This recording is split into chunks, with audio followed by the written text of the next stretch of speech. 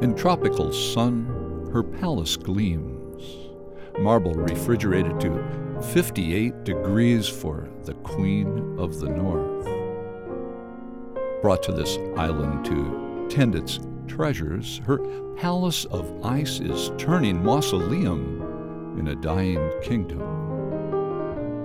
And not far away, the prince in his tower dreams of the queen. Abandoned steel on the shore, cranes idle in his port. No longer anything to wait for except the Queen of the North. While across the river, the witch looks out on dust and debris, a highway slicing her community, the barrio dying, and she's plotting revenge. Some years before, you see,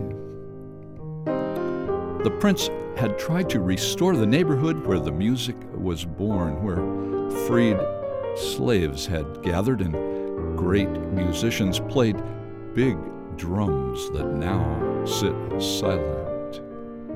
Restore the barrio, that was the prince's dream, restore the kingdom's heart, and so he met the witch who ruled there, and together they agreed.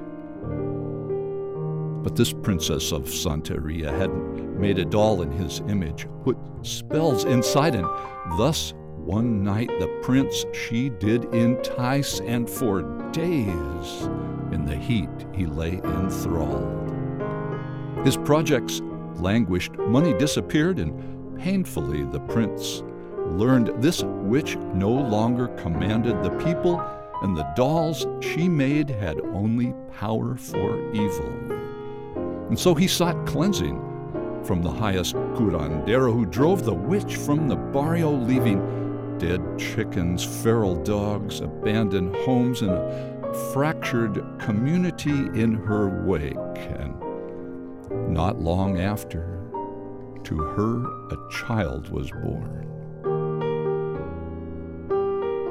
The prince's sire, she proclaimed, he denied, of course, but scandal grew until in court her lie was proved. But his plans for the barrio had stalled, and the witch was plotting revenge. And so the prince turned to his treasures in the ice palace, tended by the queen, and soon the whole kingdom had learned of his new alliance.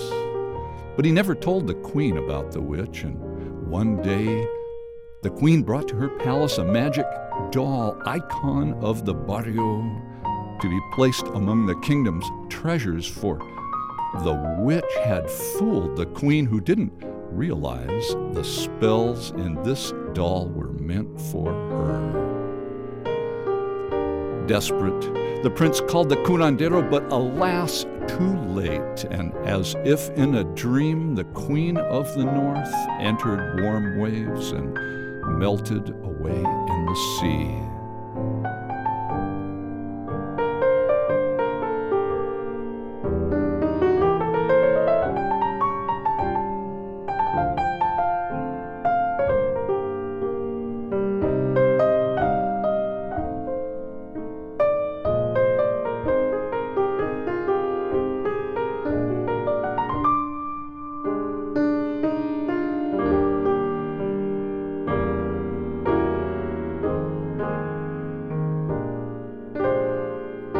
And so it was that one day at dusk, many months later, the prince and the witch joined hands and gazed together at the palace of ice, gleaming like a mausoleum in tropical sun, while around it withered the coffee and cane fields.